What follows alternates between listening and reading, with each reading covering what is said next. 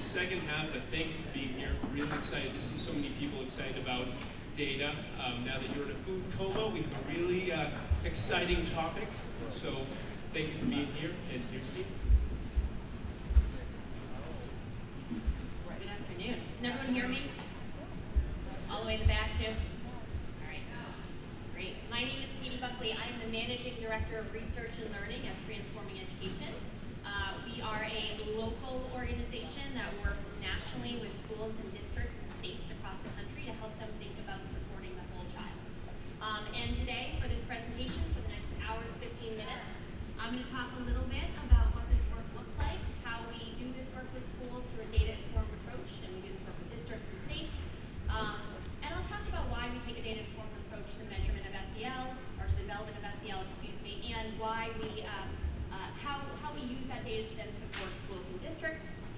I'll provide some tools, some resources, but it's going to be fairly broad. We don't have a lot of time. So if there's questions or additional points of clarification, please feel free to email me after the presentation, and I'll provide at the end of the slides my email address and John's email address. All right, so our objectives for the next hour and 15 minutes, we hope that you leave here with a deeper understanding of social emotional measurement in K-12 education and explore how other districts are applying SEL data to improve student outcomes. Is that better? Yeah. Sorry. We also, John will take you through a case study of his own district's great work in incorporating multiple forms of data to support students' social, emotional, behavioral, and mental health needs through an MTSS framework. All right, so before we start, I want to just sort of situate us all. The stuff that I'm going to be talking about and the sort of lens that we have into this work is really through this tier 1 level of support, right? We're really talking about measurement around SEL to provide universal supports. There's lots of other measures out there that are better suited for the tier 2 and the tier 3 type of supports. Where we are right now, and what I'll be talking about is really about universal supports, and I'm going to give you a lot of reasons why that's the case with the measures we have. All right, so what is social emotional learning? Let's just start with a common definition. We call it the development of the those skills and behaviors focused inward, and the interpersonal skills and competencies, interpersonal focused outward, focused with one's peers.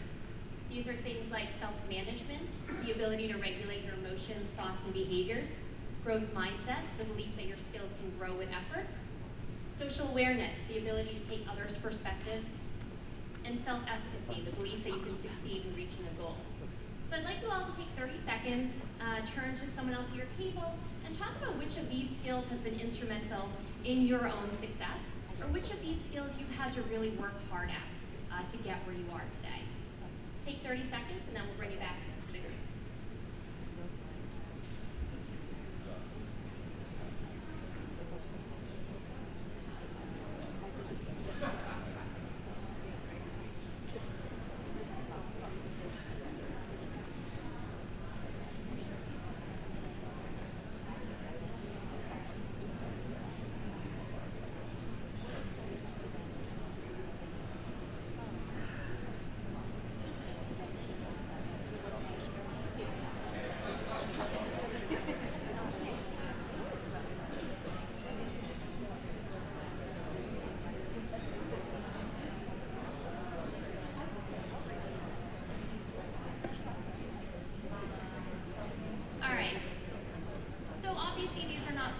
Skills and competencies that fall under SEL, and so if there are others that you talked about, I'd love to hear them, but do we have a few brave souls who want to share what they talked about?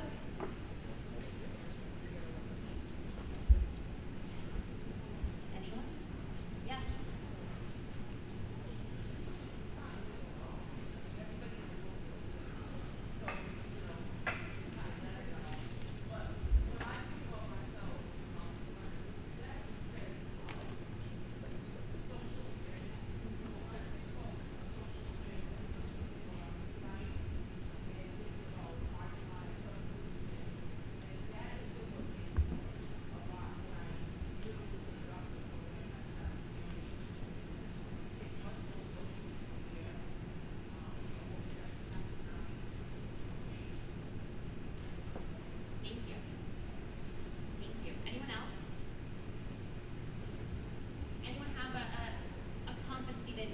actually had to work pretty hard at to develop. I can share mine. Mine is growth mindset. Without a doubt, I operate with much more of a fixed mindset. And in fact, in the office, they typically refer to me as a Debbie Downer in the office. I've tried really hard to overcome this. And the way I tend to overcome it is with what I call my gritty self-efficacy. And this really kicks in when someone tells me I can't do something. And that's when, for me, I'm like, oh, I'll show you. You think I can't do this? I will then do it. But it's something that I'm aware of constantly, and it's something I'm aware of in my interactions with others and in the work that I do. So I want to play a short video that where we have some students from this fantastic magnet school in Connecticut talking about the importance of social and emotional development in their own lives.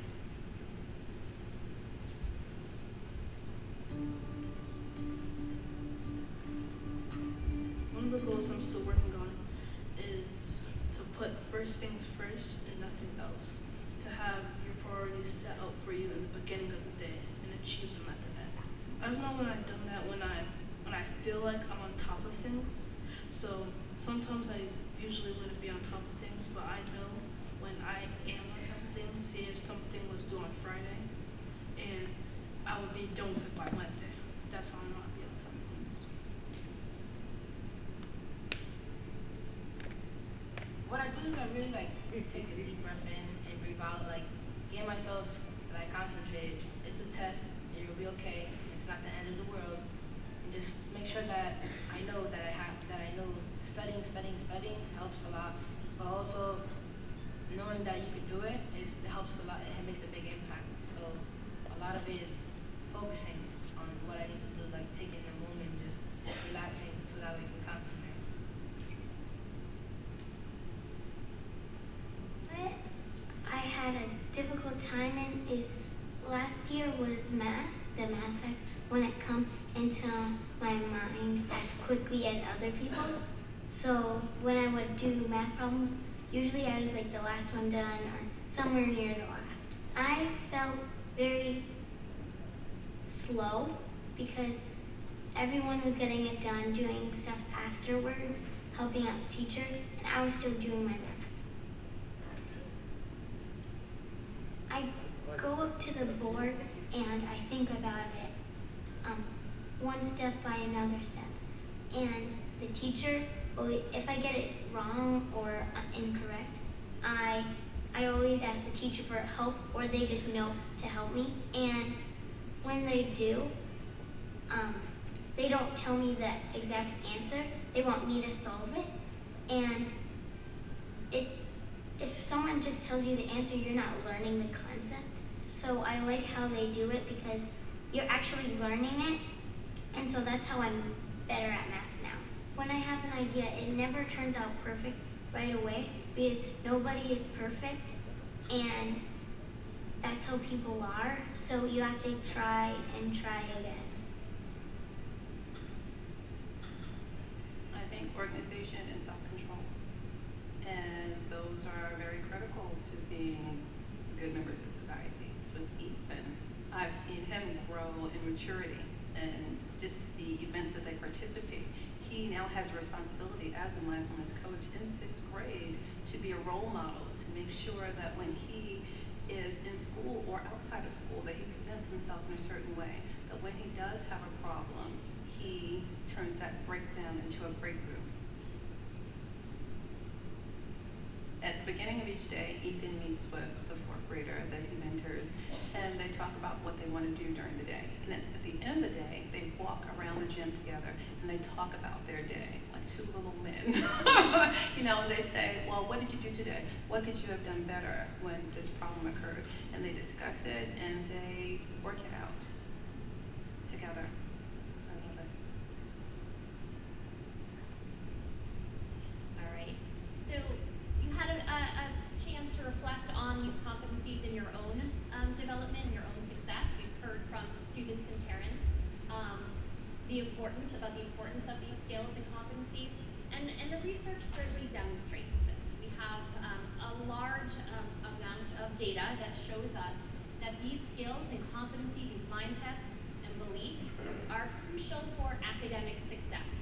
And supported with these social emotional interventions and practices, on average, we tend to see an 11 percentage point gain in their academic scores. We also know they're important for career success. Not only do employers value these skills, but we see that individuals with higher levels of social emotional skills are more likely to remain employed and to have higher salaries. And these skills are important for health and well-being, for overall life success. Adults with stronger social emotional competencies tend to have lower likelihood of being incarcerated or committing a crime. So I've tried to show you a little bit about why we think social emotional development is so crucial, and I think you're all here because you believe that. What I want to do is turn to now why it's important to take a data-informed approach to supporting the whole child. Why we need to collect data on these skills and competencies and mindsets in order to inform the work that you all are doing. Measuring social emotional learning to support the whole child can do several things for your school, your state, your district. It can communicate SEL as a priority, right? The saying, what gets assessed gets addressed. What gets measured gets treasured. Are there others? There's like 5 more that rhyme like that, right? Once you start assessing it, you're saying to your stakeholders, we believe this is important, and we're gonna prioritize this. It helps to establish a common language for SEL. We often talk about in SEL the jingle-jangle fallacy. That the jingle fallacy is there's one term that can mean multiple things, and the jangle fallacy is you have multiple terms that actually mean the same thing, right? And that's even true for social emotional learning, for SEL. I'm sure you've heard this referred to as non-cognitive skills, soft skills, character traits.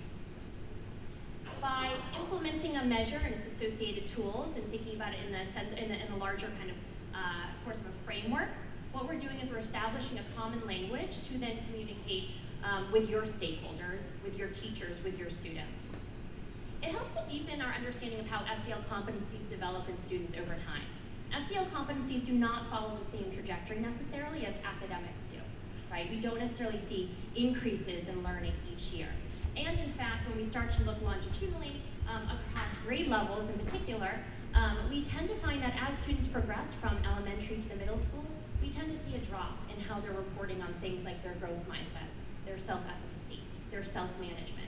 In large part, that's because they're looking around at their peers and they're starting to think about this in a more metacognitive way. It also is because middle school is a rough time, right? And they're sometimes accompanied with a lack of confidence. And so we tend to find this drop right around 6th grade. Something like self-efficacy in particular, we see a large drop among female students relative to male students. And for some of these competencies, we start to see sort of increasing again in high school, and others we don't. And so it's important to collect data and understand how these things are playing out in your own school, in your own district. We can use this data for both formative and summative purposes. So in terms of formative purposes, thinking about continuously improving instruction and practices and supports. And for summative purposes, we can think about evaluating the effectiveness of SEL programming and approaches. And it can help foster equitable outcomes in education, right? And by this we mean, are all students receiving the supports they need when they need it, regardless of race, subgroup, circumstance, location. And what these measures can help us to do is to reveal disparities in the supports and practices that students are receiving.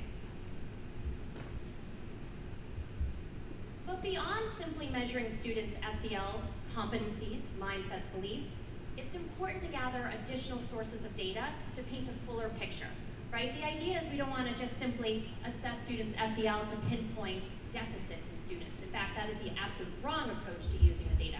What we want to do is start to develop an understanding of student strengths and areas of support, and really understand what the school and district needs to do to further support these students.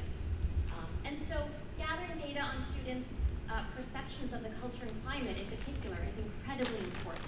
We know that if students are not learning in a safe and supported environment, we're not going to see gains in academic or social emotional because they don't have what they need in their environment to actually exhibit those gains, right? So we need students to say that they're feeling a sense of belonging, that they have a relationship with their teacher, that they feel physically safe, emotionally safe, mentally safe. Understanding their perceptions of the culture climate is crucial to understanding that what additional supports and practices need to be implemented. Collecting data from school and classroom-based rubrics on SEL practices is important, right? There's lots of rubrics that have been developed. Nashville, Tennessee, for example, has one that allows you to sort of go around and look at in the classroom and school to better understand, are the practices and supports in place that we know we need to have in order to develop students' social and emotional skills. Transforming Education has just created our SEL integration approach, and it talks about 6 main components that are crucial to see in the classroom and to implement in the classroom in order to drive social emotional development. It's accompanied with a teacher checklist, some questions for teachers to ask themselves sort of continuously across the year to think about if they're implementing these components in their classroom. Teacher self-reports of their own social emotional competencies are incredibly important for multiple reasons, right? If teachers are feeling stressed or unsupported or unsafe, they're not going to be able to create the conditions for their students to learn. But we also know with SEL in particular, with SEL in particular, you need to both catch it and teach it, right? It's caught and taught. And what that means is you can actually teach the skills, but you need to model the skills as well. So teachers need to model having a growth mindset. They need to model regulating their emotions. And then, of course, student behavior and administrative data. This can provide some areas to start to dig into a little bit more with more direct SEL data, right? If we start to see areas of behavioral issues among students, then further understanding their self-management skills and other accompanying skills can help you understand what supports they might need. All right, so now we turn to, well, what do you want to assess? And I talked about those 4 competencies earlier. There's dozens and dozens of competencies and mindsets that you might want to prioritize. So how do we even start to think about that? The way we often think about it is on this 2x2 matrix, where we're looking at the intrapersonal, focused inward, interpersonal, focused outward, skills, those behaviors, those externally observable things, and awareness or beliefs, those internally held things like growth mindset and self-efficacy. And it's important to think about assessing across this continuum, across the matrix, so we're getting a fuller picture of students' SEL development.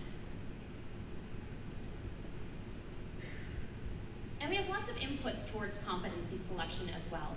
There are many, many frameworks to guide the selection of the competencies. I'm going to try and do this and not mess up the tech here, but I want to show you. This is Stephanie Jones from Harvard University has created her taxonomy framework, a taxonomy of frameworks, excuse me. And what you can do here is start to explore all of the different frameworks that are out there to guide SEL development. And what's really exciting is what she's done is, despite the jingle-jangle fallacy, despite the differences in terms across frameworks, she started to connect them based on what the underlying thing is that they're trying to get at. So we can see this. So for example, 21st century learning, I'm just picking the first one here. We can see all the different competencies and domains that this framework covers. And what we can do is then compare it to other frameworks. So let's just choose another one. We'll choose Castle's framework. And we can see the ways in which these frameworks overlap and the ways in which they diverge. All right. There are also, another input is existing state or district SEL standards or goals. And a lot of states have started developing or prioritizing the competencies that they want to focus on, developing standards and performance indicators associated with it. Another input is stakeholder input and feedback. These are your students, your teachers, your community, your parents, and of course the needs of the student body. Where are the areas where you really feel like you could use some more support and you want measurement to help guide your selection of programs or targeted supports even for students?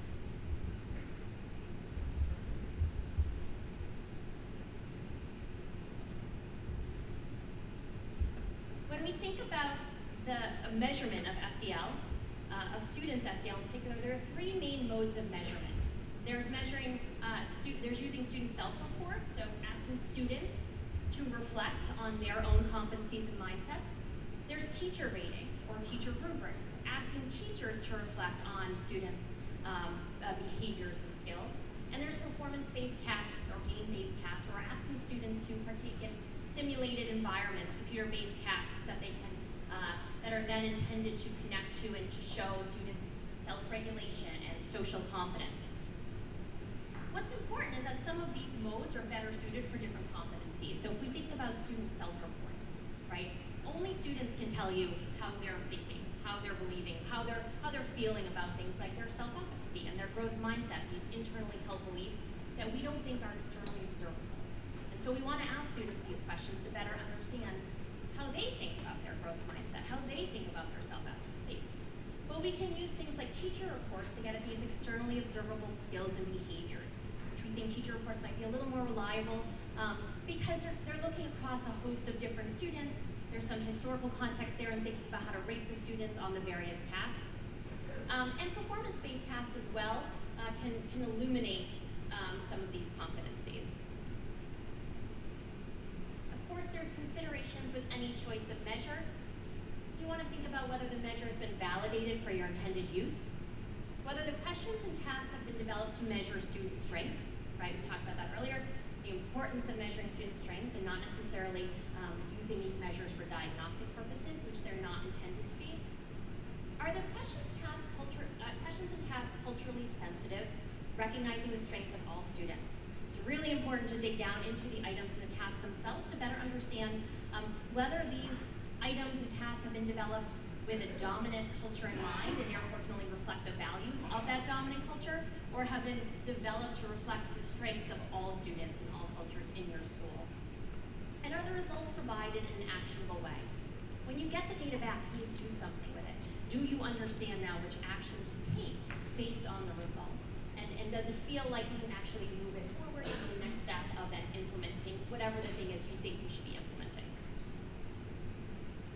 Ultimately, when you're choosing the measure, you want to keep in mind, will this tool be used to equitably improve outcomes for all students? Additional considerations as well, the costs. Some of these assessments are free to use. Some you have to pay for, either in the administration of it or in the reporting of it. There's the administrative and analytic capacity of your school, your district, your state. Do you have the capacity to take the data, to interpret the data, to report out the data? Scalability. Some of these require the internet, right? They require technology. For some, it requires a little tablet for every single student. Others can be administered through pen and paper. So based on who you want to scale the measure to, do you have all of the sort of pieces in place to do that? And then there's a reporting need. And this really gets to, is the data being reported in the way you want it to? If you want to drill down to subgroup levels, you get that from your reporting platform. So there's a lot there, right? And so there have been 2 tools developed to help you now focus on choosing a measure. The first is the Assessment Workgroup's SEL Assessment Guide. And we created this with a bunch of other organizations, folks from CASEL, folks from RAND, folks from the core districts. And the idea here was to get a sense of which measures are being used currently in practice throughout the country that you can also implement now in your school or district. Right. I was gonna actually, you know what? I'll show you this one just because I think it is useful to view it quickly.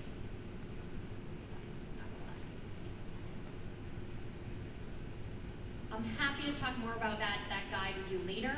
That guide contains about 30 measures that are in use now.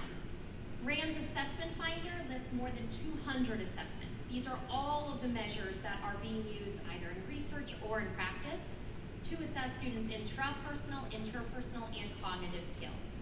This is much more about the validity and reliability of the measures, the costs of the measures, the developer, and in cases where the measure is actually being implemented and is on the AWG guide, it actually links back to the AWG guide. The AWG guide focuses much more on how the measure should be used in practice.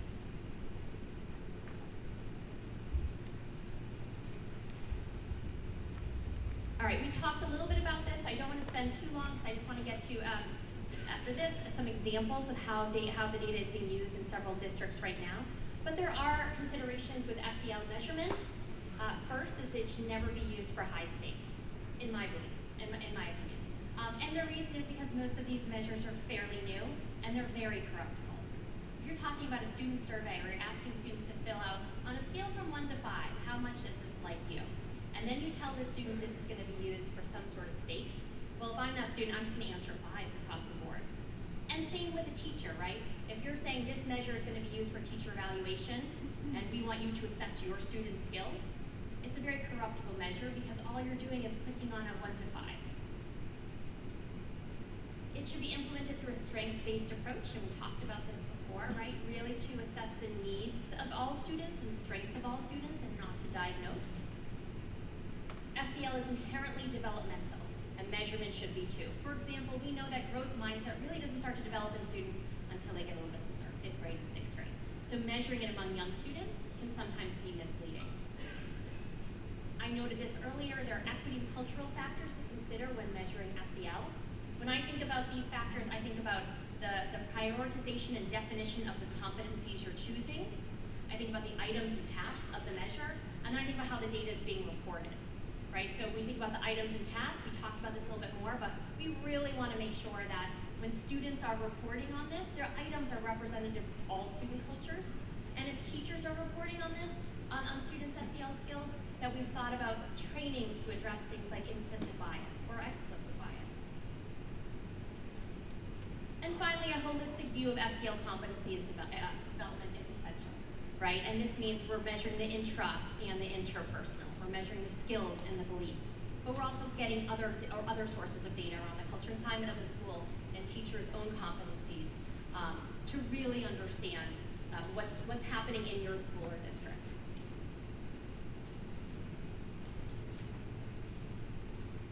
So we'll turn in for the next few minutes to a few examples of SEL data application in districts. Districts and schools and states can use a whole host of data to think about formative and summative uses around social emotional learning. And so we've mentioned some of these sources of data: student surveys of SEL, social emotional learning and school culture and climate, teacher surveys of student SEL, performance-based assessments. I'm also going to provide a few examples of student report cards that teachers fill out based upon a rubric, and school observation rubrics, and then some practical measures. And I'll explain this in a bit.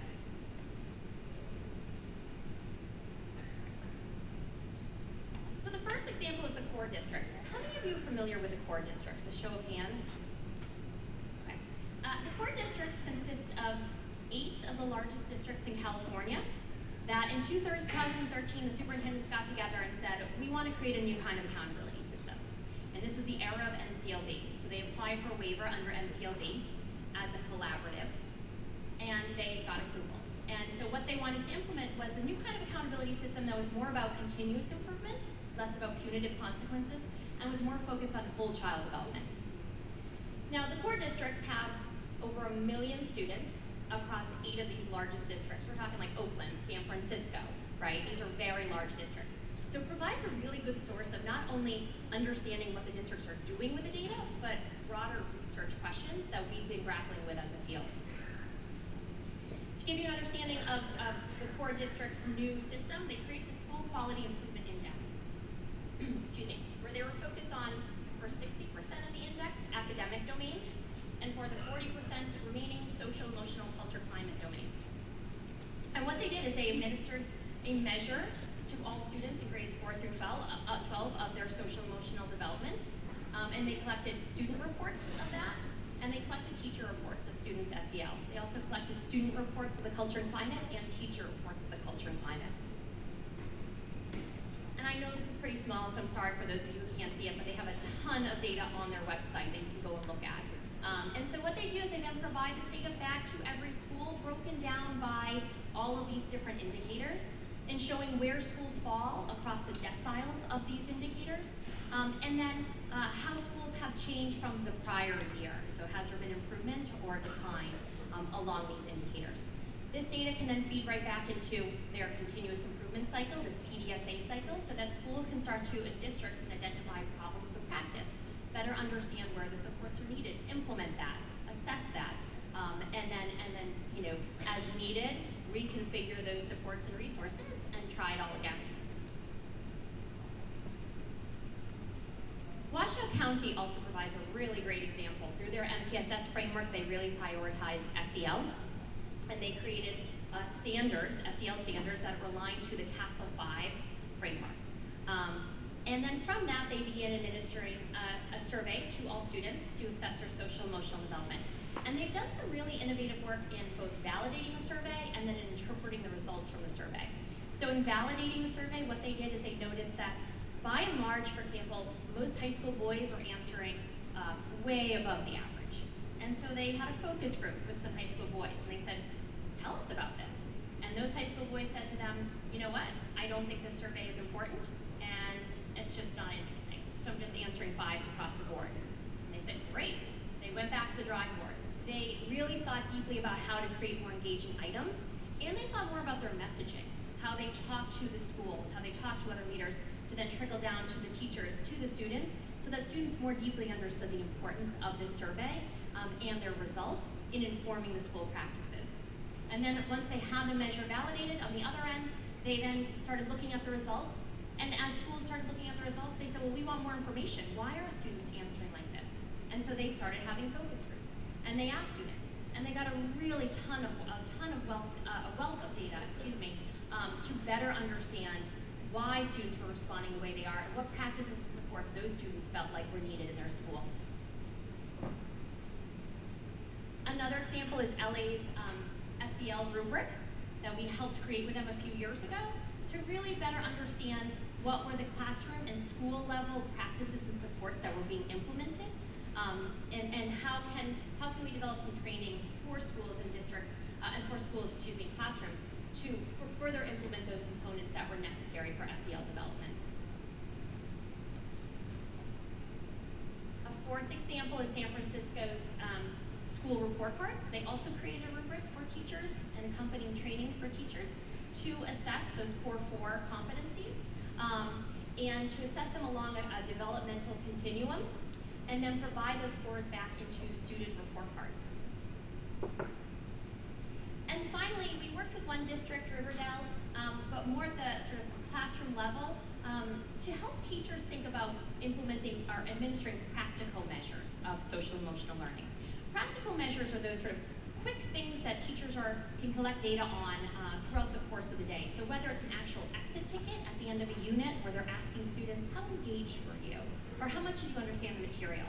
Or things like simply counting how many times students raise their hands and keeping track of that, or how many times students ask teachers questions. These sorts of things are great for the classroom level because it's data that's really easy to collect and keep track of, and teachers can start to look at it over the course of the year and ask themselves, have there been improvements on these measures? All right, I'm going to turn it over to John. Thank you so much. So I'm going to run you through an example of the work that's been conducted in Methuen, and I think it's easiest to describe this as how we use data to inform our practices for implementation of PBIS and also a comprehensive school mental health system. I'm going to kind of blast through what we mean by PBIS and the CSMHS. I think a lot of you will be familiar with PBIS, but I do want to provide a definition of a comprehensive school mental health system. So bottom line is we are talking about means of supporting students from an evidence-based standpoint, and when we talk about PBIS, I think a lot of you are going to be familiar with behavioral expectations being taught explicitly and having a continuum of recognition, having procedures in place to collect data. Who here is currently implementing PBIS in their district? So we get a lot of you. Okay, so I'm going to gloss over this so we can get to the data practices. Bottom line is that this is a piece of our MTSS, right? We don't want this to be a separate system. We want this to be a system that supports the other pieces of our MTSS. And in addition to PBIS, we have implemented a comprehensive school mental health system. I define that as another tiered system of support that works in conjunction with the other tiered systems of support, a social emotional learning mental health tiered system of support. So at tier 1, you have explicitly taught SEL content, you have SEL instructional practices embedded within each classroom. Then you get into tiers 2 and 3 where we're talking about evidence-based therapeutic practices. At Tier 1 also, universal mental health screening, which I'll mention. It's also worth mentioning that a CSMHS is not this standalone system that is devoid of any kind of contact with community-based mental health. Community-based mental health is definitely leveraged within a comprehensive school mental health system. So what I'm going to be talking about in a lot of ways is how we bring evidence-based therapeutic services directly to students using data for referral systems, how we actually assess whether or not those services are effective, how we use aggregate level psychosocial data to be able to make decisions. And I'm going to kind of bounce between data sets, between data sets that would be more traditionally associated with PBIS, so minor behavior referrals and major behavior referrals. I'm also going to talk about screening data and aggregated psychosocial data that we get through progress monitoring and how we use that to make decisions across systems. So we're going to start with data collection systems. And I do want to kind of give a pre-warning, right? Mental health screening is a topic. I give a 3-hour workshop on this. I have like 3 slides. So it's going to be a little bit of a surface level overview.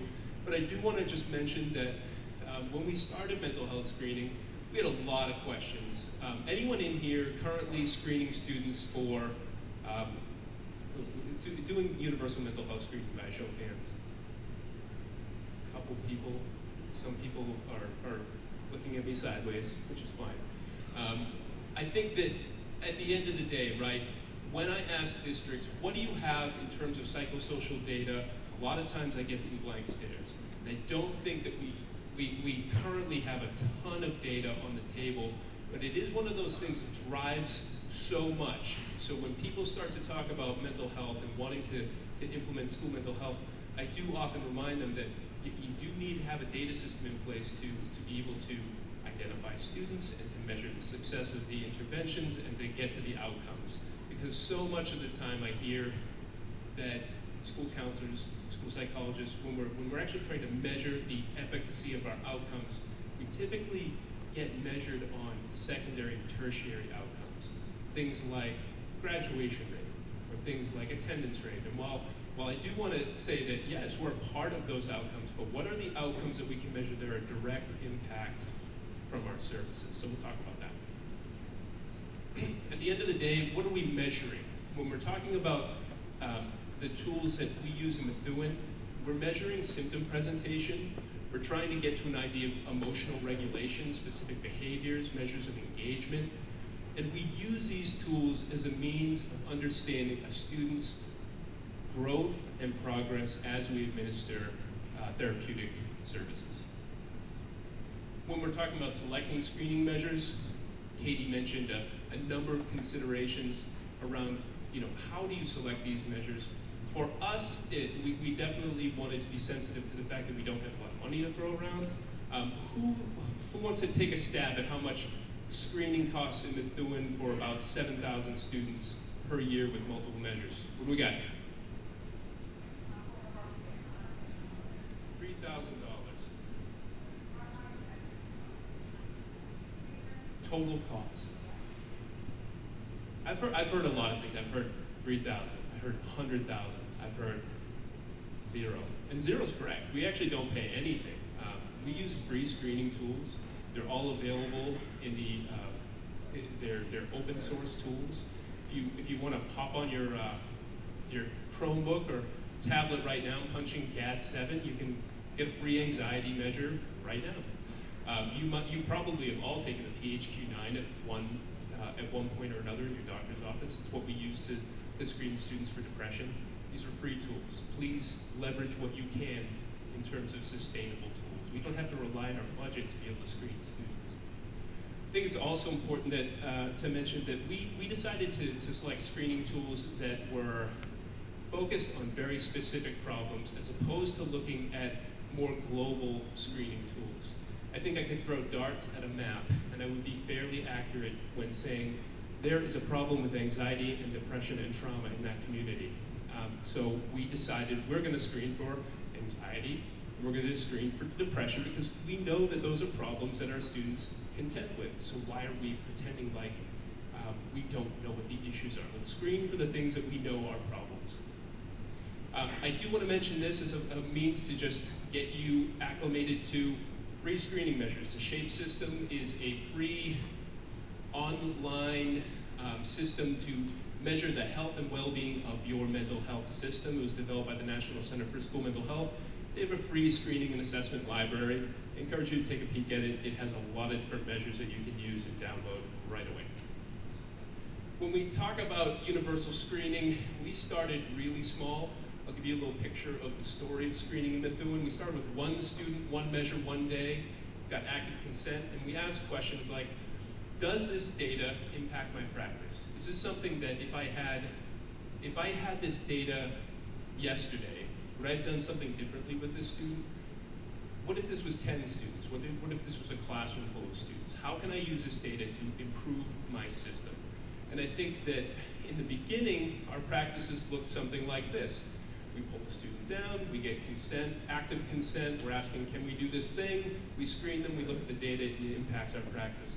But as we start to scale up, and Katie also mentioned PDSA cycles. Who's familiar with PDSA cycles by show of hands? Right? Plan, do, study, act, small tests of change that lead to much larger tests of change over time. You check to see if the thing that you're trying to do is working, and then you move from there. You make sure that as you scale up, you're scaling up in a way that is safe, that you're not worried about the changes because you've checked to see what that would look like on a smaller scale. So we went through a lot of PDSA cycles with screening and ultimately got to a point where we went from active consent to passive consent. We're no longer saying, can we do this thing? We're saying, we're gonna do this, we're screening, tell us not to. And we were able to actually get to our population and scale up screening much quicker because we are not hunting down consent forms. About, well, less than 1% of our student population opts out of screening. So it's not something that, and this is consistent with ESPER findings from across the state. It's about less than 1% ultimately opt out. So that was an improved practice. Paper and pencil screening, we went to use of Google Forms. People like, this is typically the part of the presentation, they're like, what? How irresponsible. What do you do? You can't use Google Forms. I'm like, well, where do you keep your IEPs? Okay, that's fine. So I think that if you're a Google school, fair game, right? The data's yours, you keep it on your server. I wouldn't do this from your personal Google account, but we are a Google school, so we leverage those tools. In terms of single student or small group screening, we went to grade level and school-wide because we had the capacity built at that point.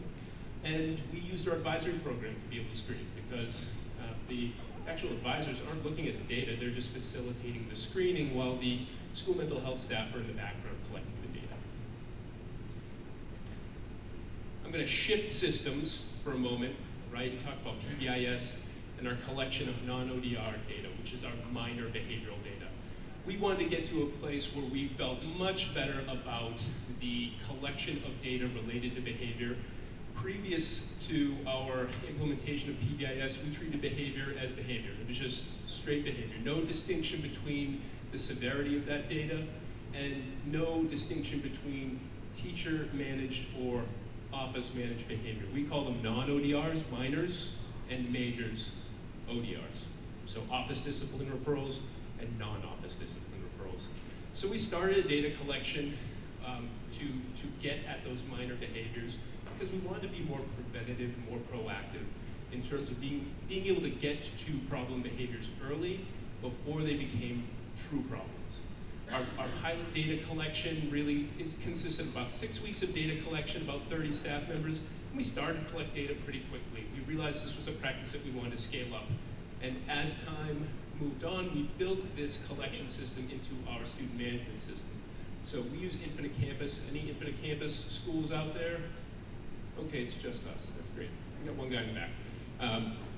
Our ability to define data elements in Infinite Campus allowed for us to really feel good about the fact that we could have a system-wide collection of data that was in common across all buildings. So this is just a quick view of how we have helped teachers to understand the distinction between behavior and behavior management procedures. So on the left-hand side of the flow chart, which you can't really see, but I'll describe it to you, we're talking about the procedures for managing minor behavior and then the procedures for managing major behavior on the right-hand side. And this has helped us to really get to a point where we have an active system where teachers are understanding that behavior is not created equally, and that we can intervene on behalf of behavior as a whole school, and that there are procedures in place for when things happen that we have to intervene on behalf of students at the office level.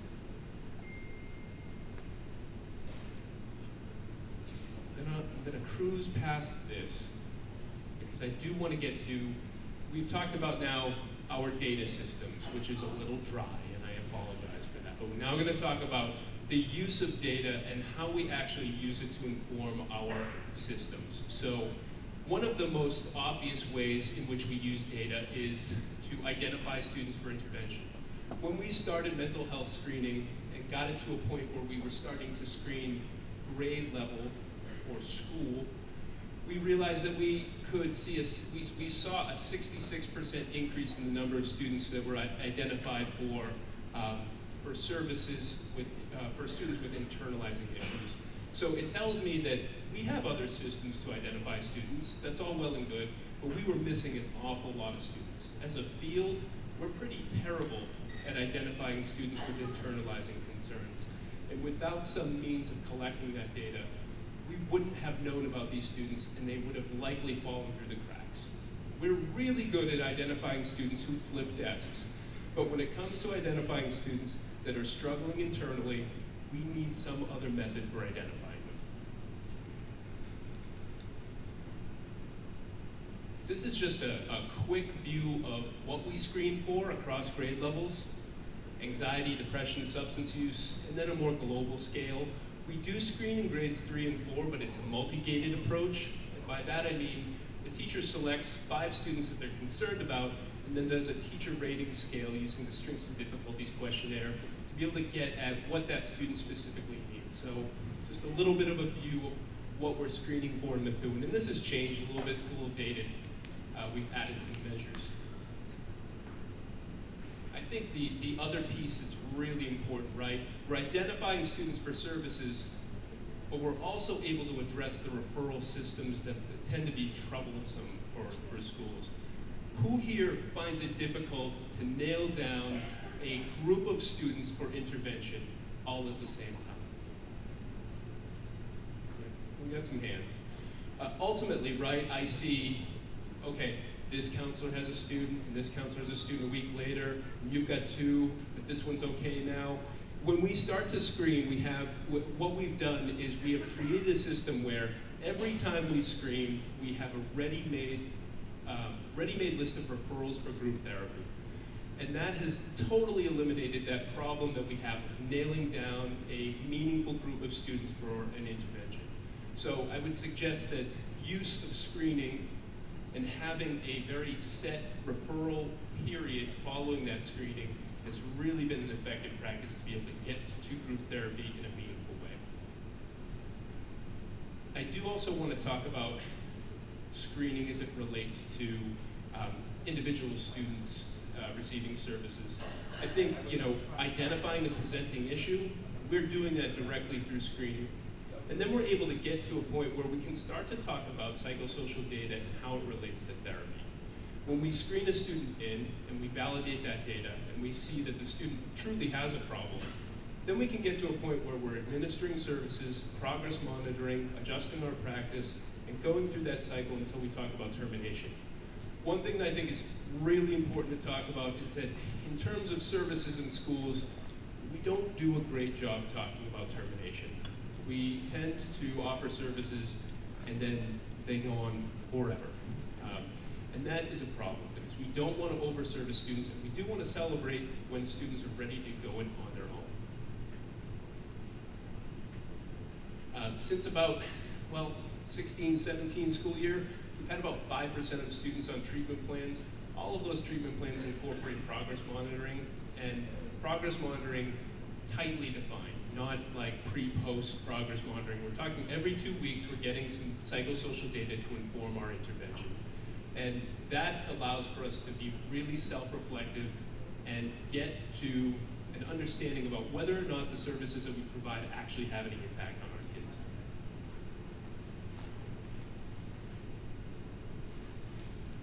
Okay. terms of behavioral data, I want to talk about a system that we've developed called the non-ODR intervention team. So we realized that collecting data, minor behavioral data, was all well and good, but if we didn't do anything about it, it was kind of pointless, right? We can aggregate it, we can understand systems level problems, but teachers wanted action when it came to groups of students and individual students. They were making referrals. They felt like they wanted to close out that referral, to know that something was going to happen. So we wanted to intervene as well, and we wanted it to be a very light intervention that would ultimately get to the function of the behavior. So the idea of this non-ODR intervention team is we set a data rule, and if a student receives 3 or more non-ODRs in a 2-week period, then they receive a processing and problem-solving meeting. We're very upfront that this is not disciplinary, you're not in trouble. We want to talk about why this is happening. We want to talk about how can we make your experience in school better. And that has allowed for us to get to a tremendous amount of data, and sometimes some really strange stories that come out of these meetings, simply because we ask the question, why did this behavior happen? One simple story, we had a student come down, a lot of avoidance behavior in terms of the minor behavior referrals that they were receiving, and I asked them, you know, what's going on? Why are you skipping class? Why are you leaving class early? You don't seem to be turning in your assignments. That just seems strange. What's going on? And you know, he reluctantly shared that, Mr. Crocker, I don't know how to send email. This is really embarrassing. I have no idea. I'm not turning in my assignments because I don't know how to communicate with my teacher, and I'm really embarrassed about that. And I think that was just such a nice opportunity to say, well, we can fix that. That's not a problem. We can give the kid what they need. Unfortunately, it's not always that way, right? This is a very light intervention. It doesn't get to the root cause of the problem all the time. It certainly serves as a nice entry point into discussing the function of the behavior. A lot of times what we get out of this is some serious information too that will result in maybe 51A, or maybe we're talking about some heavier interventions that need to be put in place. The bottom line is that we are reacting to the data in a way that allows for us to get to intervention and have a conversation about functional behavior. This is just a quick shot of a referral sheet. We've redacted all the info, but this is live and allows for us to, in real time, communicate with team members around. I've claimed the student, I'm meeting with the student, here are the notes. Once a team member collects those notes, they put that data into an email that goes to all the stakeholders for that student so that we're all on the same page. We all know that we met on this student as a function of the referrals from the teachers that are listed in that data sheet. And we actually list those people and the data from the sheet right in the email that goes to that teacher. It reinforces data collection because they see you're actually using the data to intervene on behalf of the students, and they really like that.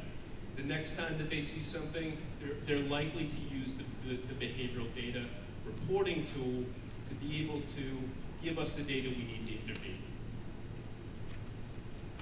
So we talked about that, I'm gonna gloss over that. Let's talk progress monitoring, measurement-based care.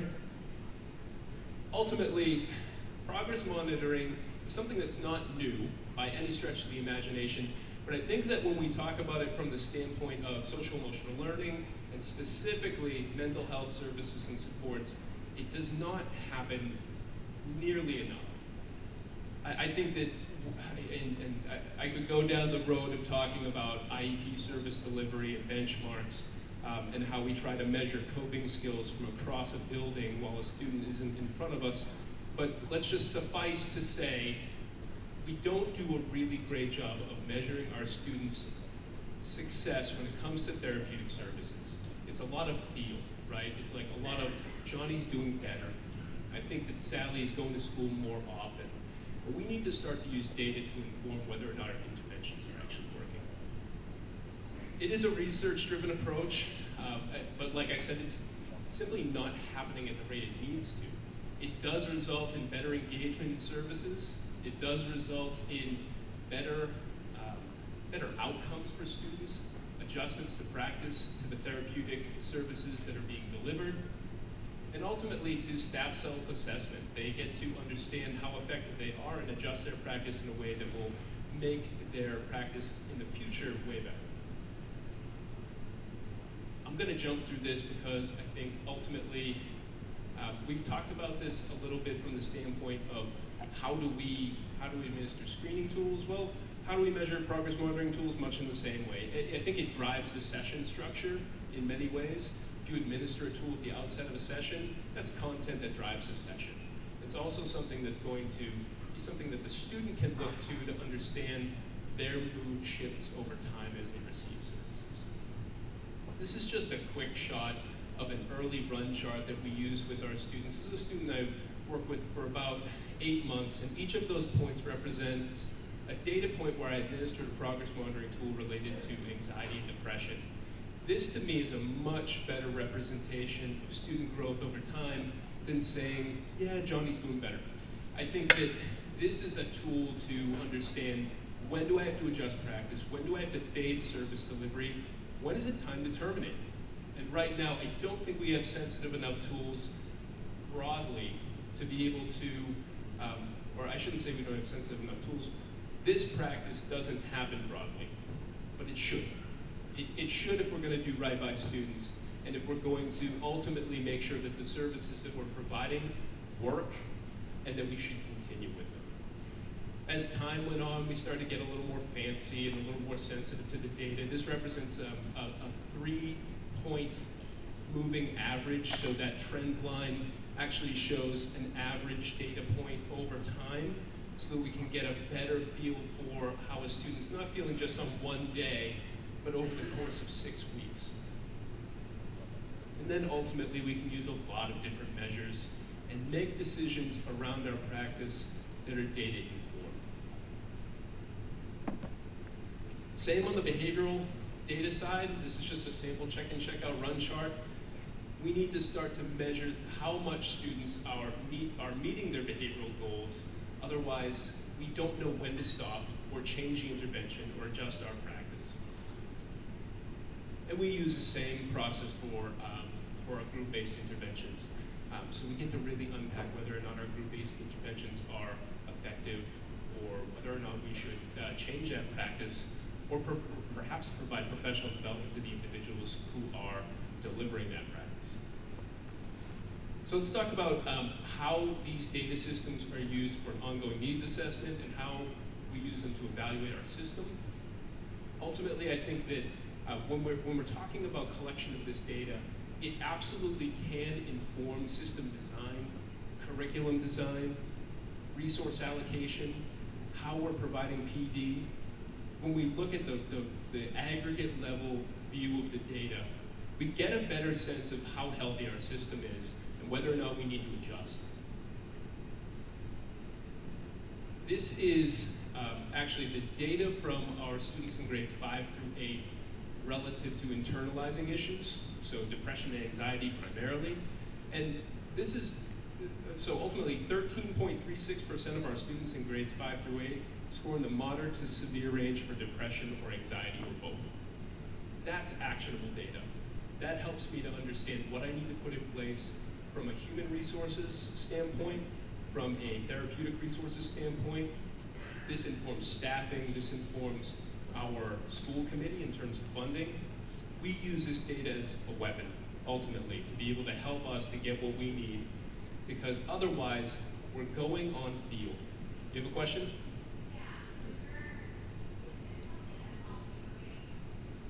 No.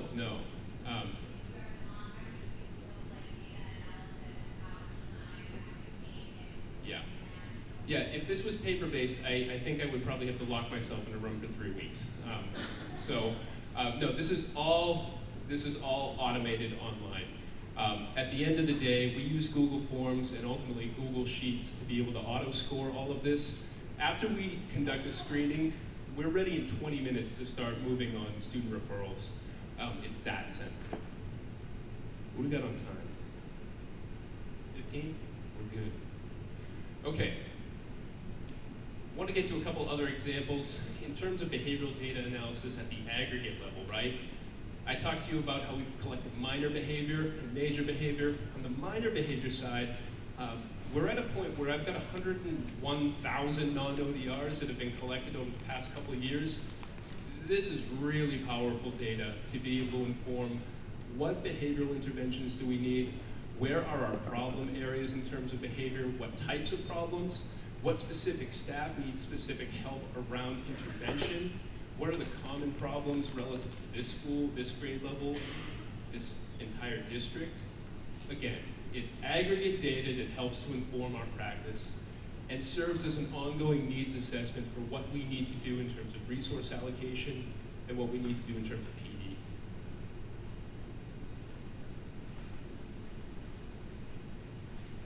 These are just some simple examples. I mean, we talk about month-to-month, week-to-week data analysis. That non-ODR intervention team that I talked about, every 2 weeks data is pulled to inform those cycles of intervention. We can get really actionable data when we start to say, this is something we collect, and we're going to collect it with fidelity. This is pretty important, and I wanted to share this because I think that it serves as one of the better examples of why aggregate level data is so important for a system evaluation. About 16.7% of students score in the moderate to severe range for depression on average. And that's from last year. But I think the really important piece is that we're looking at a trend downward for the severe and moderate range combined, and we're looking at a trend upward for no concern. What this tells me, broadly, is that our system is impacting aggregate depression and anxiety rates. I can use this data to be able to inform our stakeholders about the efficacy of our system, because what we have traditionally measured, I guess I want to ask you, how do you evaluate your mental health staff? What do you use right now to measure the efficacy of your mental health staff? What do you got? Anybody? This gentleman just gave the correct answer, nothing. Anyone else use nothing? I heard the most amazing example at a presentation last year, and the gentleman was just he was so certain about his answer, I had to turn away. He said, I measure how effective my school counselors are by how visible they are in the school, and I think we can do better than visibility. An individual's presence in a school doesn't dictate whether or not they're actually affecting outcomes. And I do want to give school mental health staff a means by which they can say, this is the impact of what I do, which is why progress monitoring in my mind is so important. I want to know the impact of their interventions with students, as opposed to secondary and tertiary outcomes like attendance rates, grad rates, dropout rates. Don't get me wrong, those things are incredibly important, but they're also things that are impacted by 20 different other things, not just the school counselor. We see a more stark contrast between these years for anxiety screening. On average, we're seeing about 18.3% of students in the moderate to severe range at the high school. But again, we're going down in the direction we want, we're going up in the direction we want when it comes to no concern being reported. We also get to aggregate our treatment planning data. So when I get to tell people that 91.1% of students improved or maintained academic performance, 94.2% of students improved or maintained from a social emotional standpoint, that means something when it comes to talking about our students who are receiving Tier 3 services. And I always have to throw in the caveat of, we're looking at psychosocial data, and a lot of times I think that people want to see growth, right? They want to see this student's improving. So when I say maintained symptom presentation or maintained academic, their academic standpoint, some people start to question that. But we have to remember, these are students receiving Tier 3 services. I would expect a decline in their performance. Sometimes we need to celebrate maintenance and stability. So we do need to look at this data from a clinical lens, and to be able to give credence to the fact that sometimes our most at-risk students, getting them to a point of stability constitutes a massive success. When we start to collect this data, we can also start to look at different data sets and compare a student's rate of attendance as it relates to their mental health, a student's rate of academic performance as it relates to mental health. And I don't have to prove this anymore. If you want the mountain of research that actually spells out that there is a correlation between mental health, mental well-being, and academic performance, and its inverse, that exists for sure. But we get to do this at the local level and actually sell this data to our stakeholders in a way that puts it hits home for them, because they are seeing that it's Methuen students in particular who are absent 47% more often because they are scoring in the moderate to severe range for depression. I think it's also worth mentioning that this is absolutely not a small scale problem. We're talking about data that's in the upper teens and low 20s in terms of prevalence rate. So we're talking 1 in 5. 1 in 5 students. I think that's a pretty well accepted data point at this point. Nationally, 1 in 5 students will be identified as having a mental health problem. So we're talking about a massive swath of students that we're currently not able to identify directly because we don't have the data sets in place to get to them.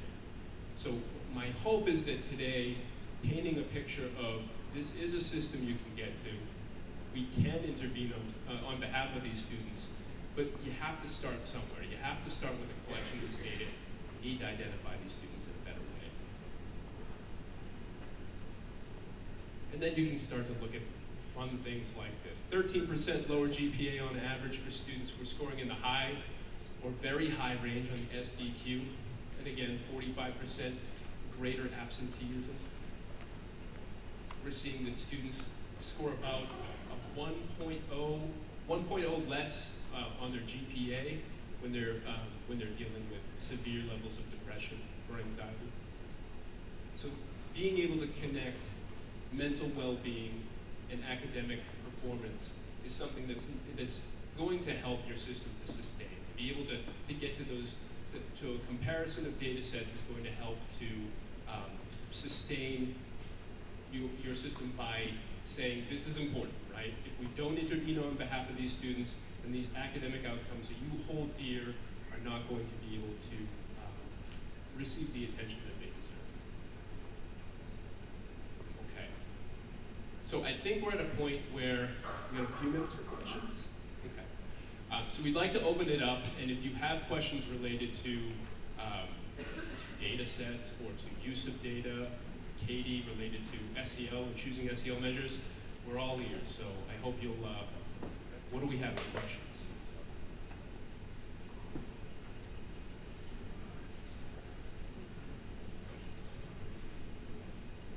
Yes, yes. In the back, if you could speak up. Yeah, I was just inquiring about the passive consent that you mentioned earlier. Is it an opt-out so parents are informed, or is it? That's a great question. So the question is about passive consent and whether or not students and parents can opt out, 100%. So we send out an opt-out message to parents universally twice a year, and then before any screening, we read that passive consent message again and tell students in real time, if you want to opt out, then opt out. We don't want your data if you aren't ready to give it to us. That's just it. But at the end of the day, right, screening is never about getting to 100% of students. It's about getting the students who are ready to talk about a problem that they potentially have, giving them that opportunity. Does that make some sense? Yes, Thank you. Other questions?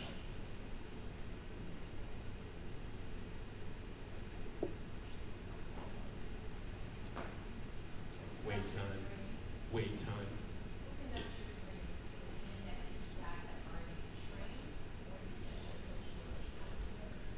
Yeah, so at the high school, it's all the school counselors.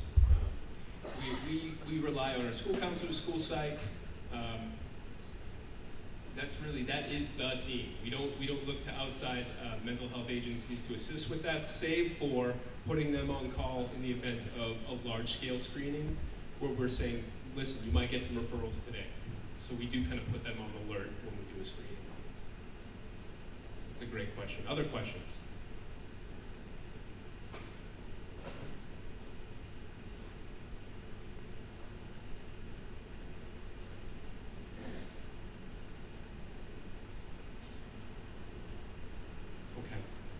do want to mention some of the stuff that we talked about today, we absolutely glossed over. I think I mentioned that that screening presentation is about 3 hours.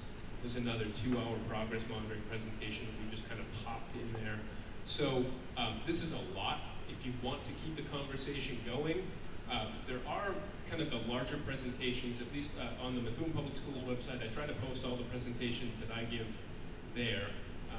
And I'm sure there's a tremendous amount of resources through Transforming Ed.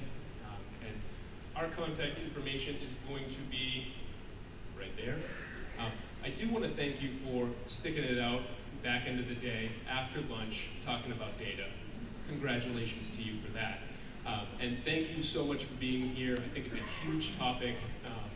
And I think if we do this right, then we get to students in the way